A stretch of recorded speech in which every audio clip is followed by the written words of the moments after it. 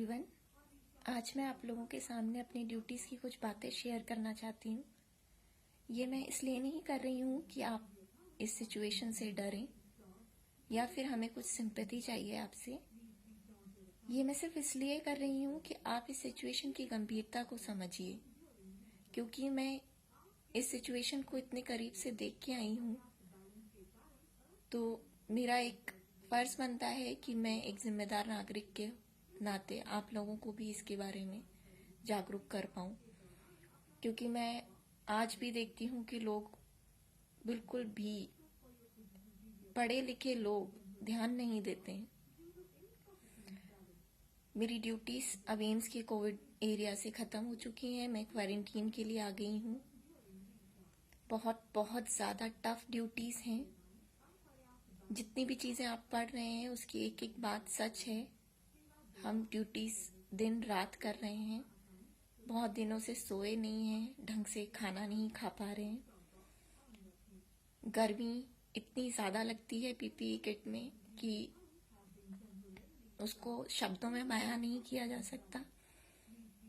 Mask इतना suffocating होता है कि उसे आप 5 मिनट भी नहीं पहन सकते हैं, और उसे हम 6-6 घंटे 12-12 घंटे लगा के रख रहे हैं।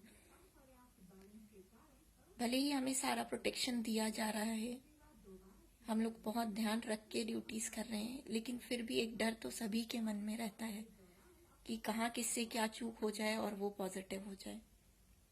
ये बीमारी इतनी भयानक तो नहीं है, ये सच है, लेकिन इसका जो स्प्रेड है वो बहुत भयानक है। जहाँ तक यंग एज के पीपल की बात होती है, वो लोग बच जाते हैं इजीली, उनको बचाना इजी होता है, उनके सिम्टम्स गंभीर नहीं होते हैं। लेकिन जब छोटे बच्चे आते हैं, जब बूढ़े लोग आते हैं, तो सिचुएशंस बहुत डरावनी होने लगती हैं। मैंने देखा कि फैमिली में पापा पॉजिटिव निकल रहे हैं, फिर मम्मी पॉजिटिव आ रही हैं, फिर बच्चे आते हैं टेस्ट कराने, सुबह से लाइन में लग जाते हैं। जब उनके टेस्ट रिजल्ट्स आते हैं उतनी देर तक उन्हें होल्डिंग एरिया में रुकना पड़ता है। आप सोच नहीं सकते हैं कि उन लोगों पे क्या बीतती होगी कि हमारा रिजल्ट 24 घंटे में क्या आने वाला है। वो बेचारे तो बस ये डरते हैं कि कहीं कोरोना हो गया तो हम मर जाएंगे। ये डर आप लोगों ने अभी देखा नहीं है। जब आप ये सब देखेंगे तो शायद घर से निकलना बंद कर देंगे। ये सब कुछ सही है कि आप सोशल डिस्टेंसिंग मेंटेन करिए, मास्क पहनिए, दूरी बनाए रखिए, अननेसेसरली लोगों से नहीं मिलिए, पर ये सारी चीज़ें यंग एज जनरेशन के लिए हैं। ओल्ड एज लोगों के लिए, बच्चों के लिए नियम ये कहता है कि आप उन्हें घर पे रखिए। इसलिए स्कूल सबसे पहले बंद किए गए, इसलिए सबसे पहले हाई अलर्ट हुआ सीनियर सिटीजन्स के लिए। पर जब मैं क्वारंटीन के लिए यहाँ आ रही थी तो मैंने देखा कि आज भी सीनियर सिटीजन्स बाहर घूम रहे हैं, बच्चे खेल ही रहे थे कॉलोनी में। आप नहीं जानते कि कौन सा एरिया हॉट एरिया में कब कन्वर्ट हो जाएगा। सिचुएशंस अभी और वर्स्ट होने वाली हैं अगर हमने ध्यान नहीं दिया तो।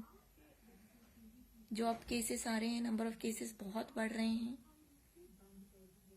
जितने नंबर ऑफ केसेस बढ़ते जाएंगे उतने उनके कॉन्टैक्ट हिस्ट्री वाले लोग बढ़ते जाएंगे। इसलिए बहुत बहुत ज़रूरी है कि आप सब घर पे रहिए। जो भी एक इंसान घर से बाहर जाता है घर की ज़रूरी चीज़ों को लाने के लिए, वो अपना पूरा ध्यान रखे, वो ये जाने कि पूरे परिवार की जिम्मेदारी उसके ऊपर है। बाहर से आने वाली सारी चीज़ों को जिस तरह से यूज़ करने बोला जा रहा है, आप प्लीज़ वैसे ही यूज़ करिए। बच्चों को मास्क ले जाके शॉप्स पे ले जाने की ज़रूरत बिल्कुल भी नहीं है आपको। सीनियर सिटीजन से तो मेरी हाथ जोड़ के रिक्वेस्ट है कि प्लीज़ घर में बैठिए, वॉक के लिए अपना टेरेस यूज़ करिए, अपने घर के कमरों को यूज़ करिए। आपको नहीं निकलना है अपने घर से। आपने अभी अभी केस सुना होगा कि कल ही डॉक्टर हेड्डा की डेथ हो चुकी है। बहुत बहुत अच्छे डॉक्टर थे वो, पर क्योंकि एज बहुत ज़्यादा थी उनकी तो वो सरवाइव नहीं कर पाए। काफ़ी लड़ाई करी उनकी बॉडी ने कोरोना से, लेकिन कल उनकी डेथ हो गई। प्लीज़ इस चीज़ को समझिए और अपने आप का ध्यान रखिए, दूसरों को भी बचाइए और खुद को भी बचाइए।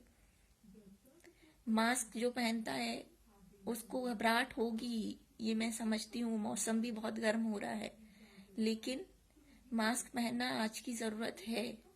अगर आप मास्क पहनेंगे, घर से बने हुए मास्क ही अगर आप 2 लोग आपस में पहन के रखेंगे तो वायरस का काफ़ी स्प्रेड रुक सकता है।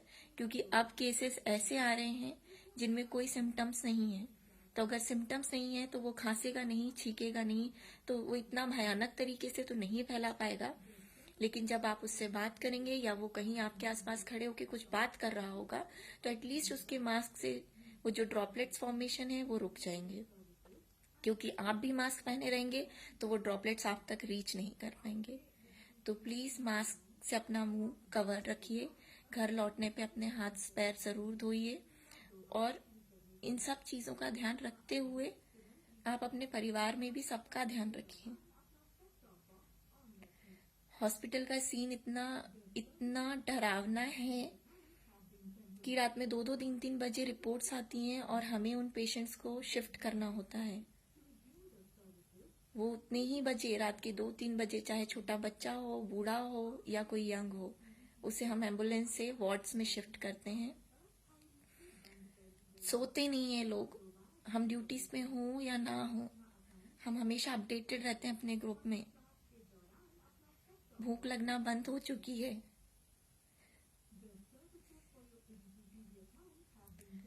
घर से दूर अब क्वारंटीन के लिए भले ही होटल मिला है, 5 स्टार होटल है, लेकिन घर से ज्यादा अच्छा और कहीं नहीं लगता।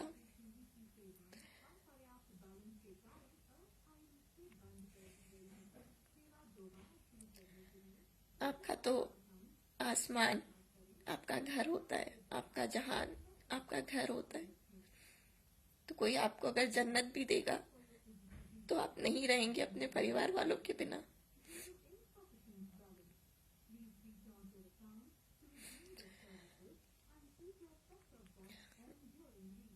प्लीज इसकी गंभीरता को समझिए। शायद हमें अब सेकेंड राउंड ऑफ ड्यूटीज पे भी जाना पड़ जाएगा।